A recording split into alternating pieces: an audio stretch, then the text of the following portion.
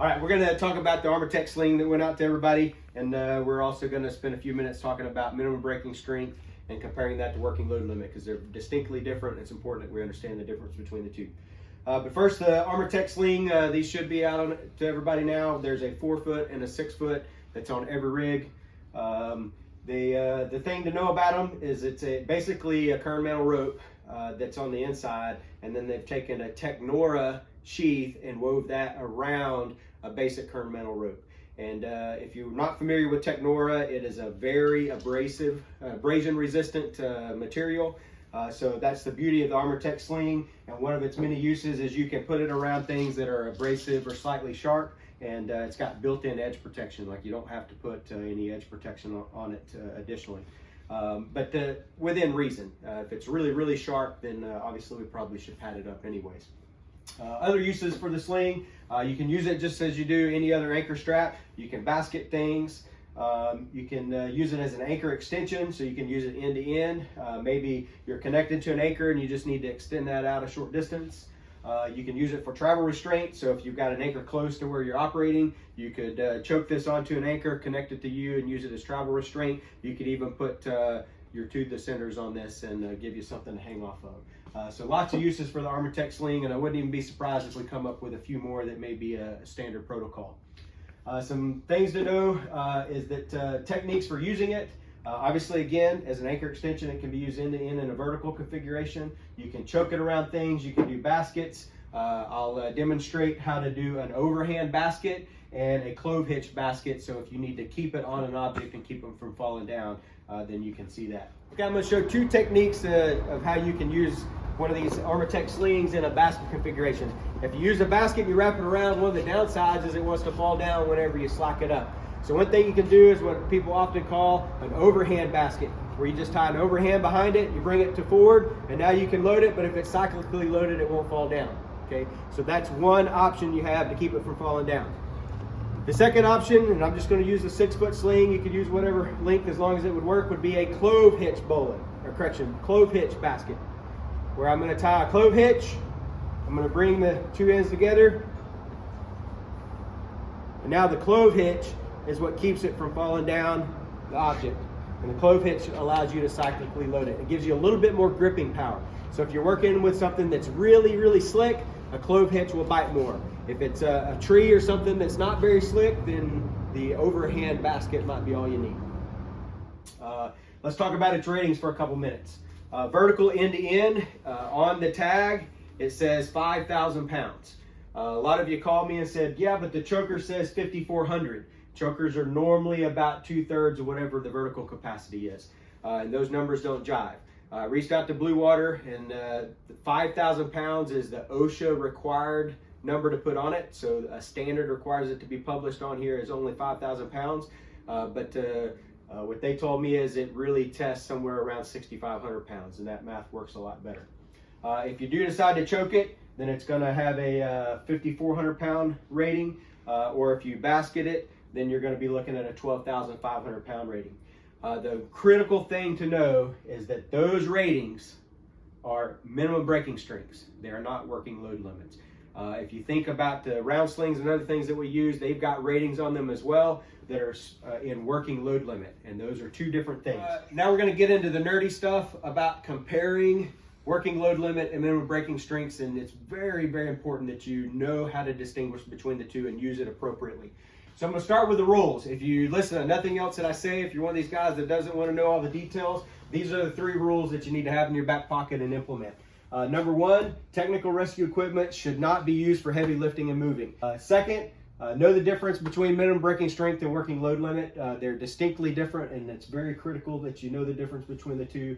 And third, if you are using a product that is labeled with a minimum breaking strength, you as a user have to apply a safety factor. And our typical safety factor that's set by the reset model is at 7-to-1 safety factor. So if you're working with a minimum breaking strength item, you need to apply that 7-to-1 safety factor. So let's talk about why. What you see over here on the right side of the board is what's called a stress strain curve. And so basically, as an object is loaded, and whatever material it's made out of, so just think about aluminum carabiner for lack of argument right now. As you load that aluminum carabiner the force goes up and up and up until there's a point where the carabiner does what's called yield. It stretches some between the yield point and the start point, but at the yield point it actually significantly deforms, and you can significantly see a difference in the shape of the object, or of the carabiner in the description here. After that yield point, it will continue to climb a little bit more until it reaches its ultimate breaking strength. At that point, it normally necks out and it starts to stretch out even more until the point where it fractures and it separates. And so the top part of this curve is the ultimate strength and what we know is the minimum breaking strength.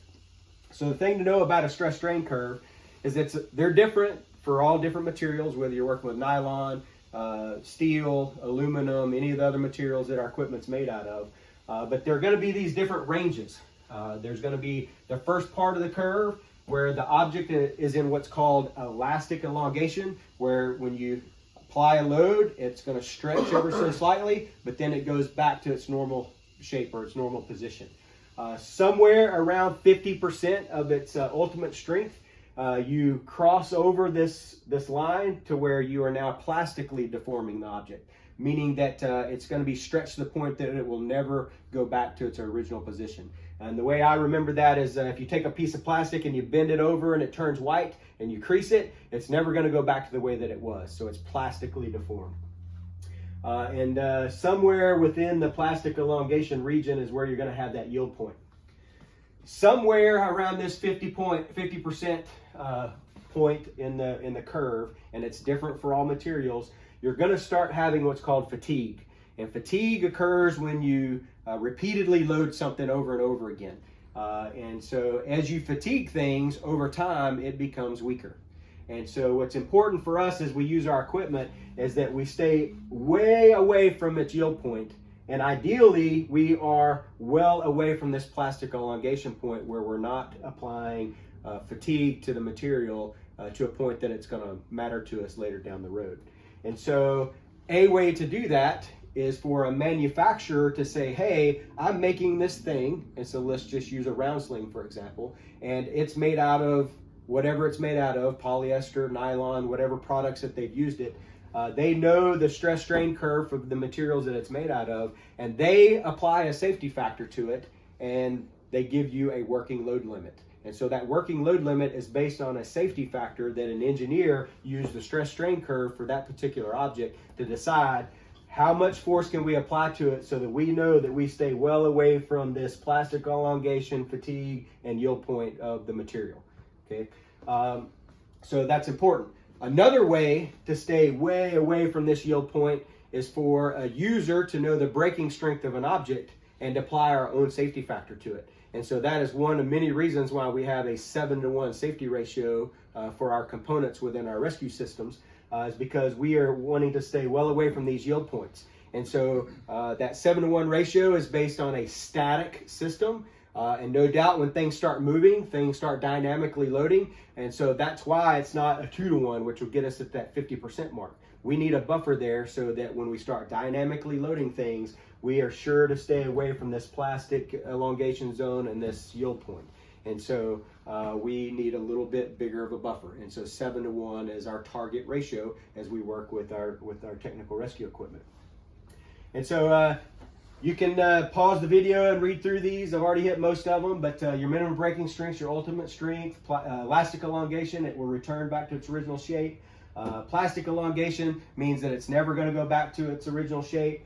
Fatigue happens with cyclically loading, meaning that it gets weaker over time. The yield point is that point which the material deforms within the plastic deformation region. Working load limit is a manufacturer's applied safety factor, right? It has that built into it, and that's what you can put on the components. And then a safety factor is a user applied buffer that prevents us from getting anywhere close to that yield point and staying away from that plastic deformation zone. So we're going to head outside and take a look at another little chart and drive this point home a little bit more. Okay, so here we've got a chart here that it's got some similar like items, and we're going to compare breaking strength to the working load limit. So our new Armortech sling and round slings, they're very similar to each other.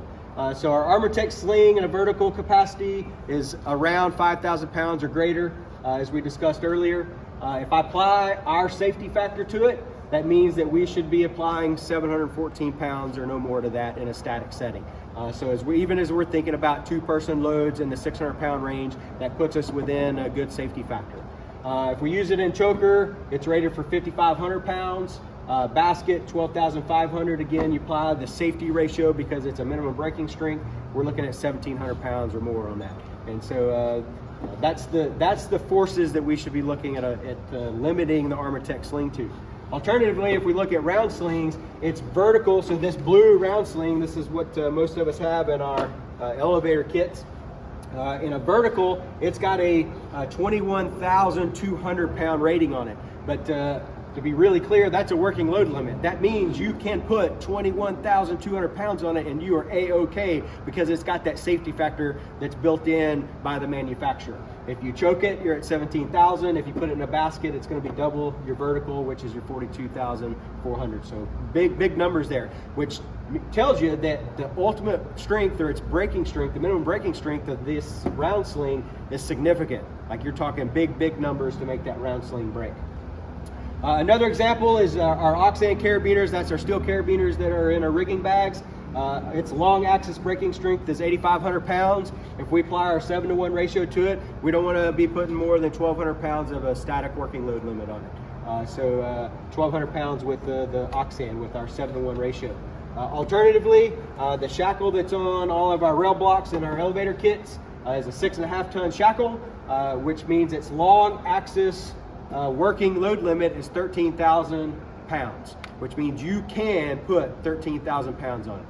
Okay, so let's elevators the rage. So I'm going to use elevators to hopefully spur on some conversation. But this is an example of where and why you need to know this kind of material. If I have an elevator that has difficulty being able to connect to the head of the elevator, the top of the elevator, if I install a rail clamp or a rail block, I put a blue round sling, I got plenty of support there. If I use a 6.5-ton shackle to connect those two, that's A-OK. Now I've got to connect that round sling to the elevator car. What should I use?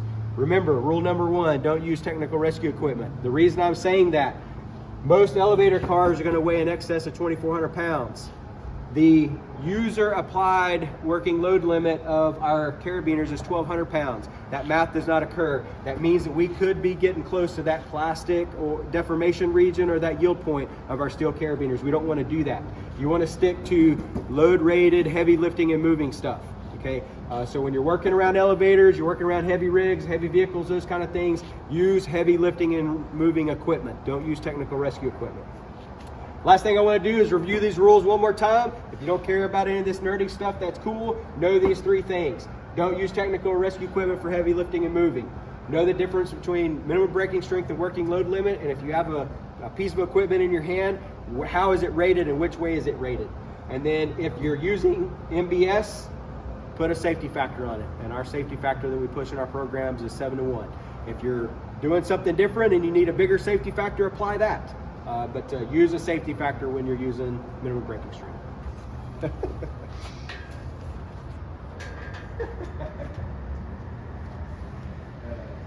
All right, questions about